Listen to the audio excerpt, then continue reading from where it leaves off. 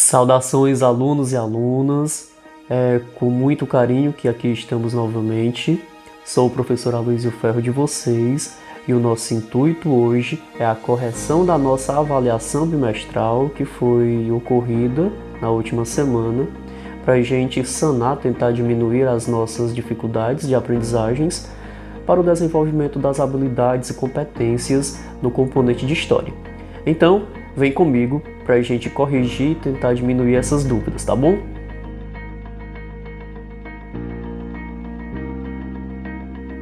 Então, galera, aqui nós temos a nossa avaliação, o link. Eu estou no 8º ano D, porém, a avaliação, ela tanto era para o 8º C como para o D, a mesma avaliação. No primeiro momento, no link, a gente iria colocar, digitar o nosso nome completo, Aloysio Ferro Miranda, coloco o meu aqui, tudo bem? Após você, aluno ou aluna, colocar o nome completo, você deveria clicar em próxima, e aí nós temos as nossas questões, tá? Beleza, então, aqui nós temos o enunciado da primeira questão do 8º ano, que a questão traz o seguinte enunciado: as leis de cercamentos, enclosure acts, que seriam os atos dos cercamentos, foram sendo editados por sucessivos monarcas ingleses, mas que ganharam maior fôlego a partir de meados do século XVIII. Essa alteração consistiu em uma crescente ação de privatização de terras que era de uso comum dos camponeses, através do cercamento desses locais realizado por poderosos senhores locais. A paisagem rural inglesa, que era caracterizada pelo open field, o campo aberto, sem vedação, passou a ter sua exploração nos campos fechados. A lei dos cercamentos, ela é marcante nesse período para a Inglaterra porque aqueles camponeses que usavam as terras comunais, as terras que não eram cercadas, eles podiam usá-las para plantar, para colher, para criar seus animais. Ora, um camponês despossuído de riqueza tirava o sustento dessas terras. O que vai ocorrer?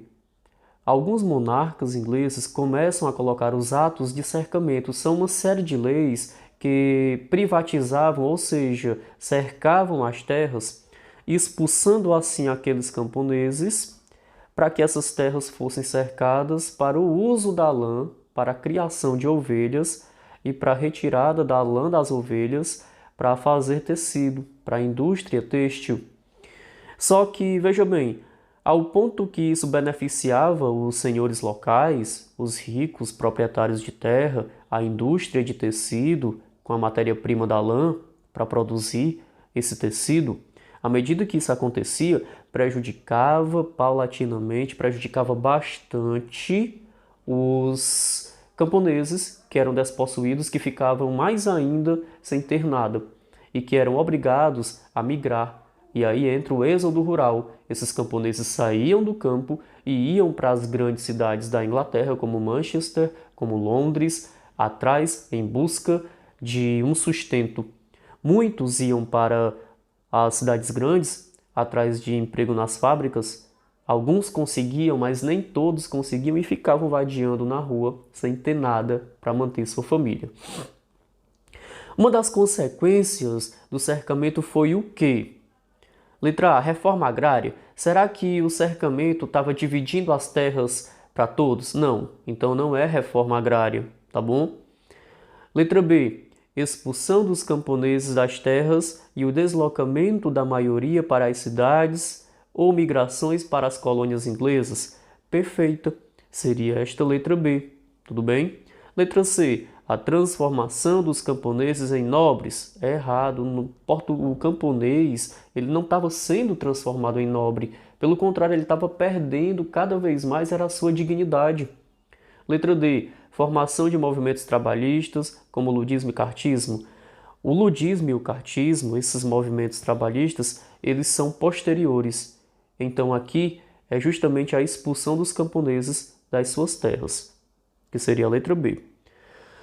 Na nossa próxima questão, nós temos o seguinte enunciado: em 1628, foi jurado na Inglaterra um documento que protegia os cidadãos contra prisões injustificadas e cobranças de tributos ilegais. Esse documento chamava-se de quê? Carta Absoluta do Rei? Não. Se é uma petição que está buscando direito, tudo bem? Essa petição, ela não vai ser para o rei, vai ser para o povo. Assinatura democrática? Não, apesar de ser um ato que busca a democracia, o nome do documento não é assinatura democrática. Letra C, petição de direitos. E seria essa letra C, uma petição de direitos que foi apelidada, sim, que foi nomeada esse juramento na Inglaterra desse documento, tá bom? E letra D, Carta do Povo, não seria também, seria a letra C, petição de direitos, tá? É uma questão muito bem objetiva do conceito. Terceira questão, a medida de Oliver Cromwell. Esse Oliver Cromwell, é bom salientar que ele foi um líder da Revolução Puritana, estabelecia que todos os produtos importados pela Inglaterra deveriam ser transportados por navios ingleses. O Oliver Cromwell, quando ele começa a sua República Cromwelliana, que é a República Puritana, ele também adota medidas protecionistas para o comércio inglês e ele protege a navegação, os navios, a marinha inglesa. E assim ele cria os atos de navegação, que seria aqui no caso a letra A. O ato de navegação, ele só permitia que o navio inglês entrasse com o produto na Inglaterra e saísse nos mares da Inglaterra, não permitindo assim qualquer outro país ou reino navegar nos mares ingleses. Então seria a letra A. Próxima questão. A abundância de recursos naturais no solo inglês possibilitou a facilidade para um grande impulso da primeira industrialização. Os dois recursos fundamentais da primeira revolução industrial, eles foram, na sua ordem, o carvão mineral, que servia como combustível, tá bom? Queimando o carvão, gerando vapor à força, e o minério de ferro, o ferro que servia para produzir o maquinário, as máquinas das fábricas, tá certo? Então seria a letra D, a nossa alternativa correta. Próxima questão. O novo processo de produção introduzido com a Revolução Industrial no século XVIII caracterizou-se pela... Vamos marcar a alternativa correta. Então esse nosso novo processo, ele introduziu o quê? Ele introduziu a implantação da indústria doméstica rural em substituição das oficinas. Letra B. A realização da produção em grandes unidades fabris e intensa divisão do trabalho. Letra C. Mecanização da produção agrícola e, consequentemente, fixação do homem à terra. Letra D. Facilidade da compra de máquinas pelos artesãos que conseguiam financiamento para isso. Galera, o que vai acontecer no processo de industrialização da primeira revolução industrial? O que vai ocorrer é que a produção ela vai ser em galpões, que são nas grandes unidades fabris, e com uma intensa divisão de trabalho. Cada operário tinha sua própria função, o trabalho era dividido. Tinha operário que nunca sabia o que acontecia no outro setor, porque ele fazia um único gesto, um único movimento para produzir dentro da fábrica. Então seria aqui a nossa letra B. Próxima questão. Os primeiros protestos dos trabalhadores no contexto da Revolução Industrial visavam destruir as máquinas para parar a produção. Um dos episódios mais conhecidos ocorreu em abril de 1812, quando trabalhadores em protesto invadiram uma fábrica e destruíram equipamentos. E aqui na imagem nós temos a galera manifestando, obviamente operários, quebrando as máquinas, né? Então marque a única alternativa, a única que é característica. Esse movimento, galera, que quebra as máquinas, ele é chamado e conhecido na história como ludismo. Então o ludismo, a galera queria reivindicar direitos, melhores salários e também protestavam porque a máquina, ela produzia rápido e substituía o trabalho humano. E assim, o trabalhador humano, o operário, ele era desvalorizado no seu salário. Então, uma forma de eles chamarem a atenção dos burgueses industriais era quebrando as máquinas e o nome desse movimento é ludismo, tá? Próxima questão. Qual das alternativas abaixo define melhor o iluminismo? Então, o iluminismo foi um movimento intelectual, filosófico, que ele busca o raciocínio, o uso da razão, o despertar das ideias. E esse despertar das ideias, ele está relacionado também com a ilustração, a iluminação das ideias, a saída do dogmatismo da igreja, a saída do dogmatismo do rei para um pensamento mais crítico, racional da sociedade.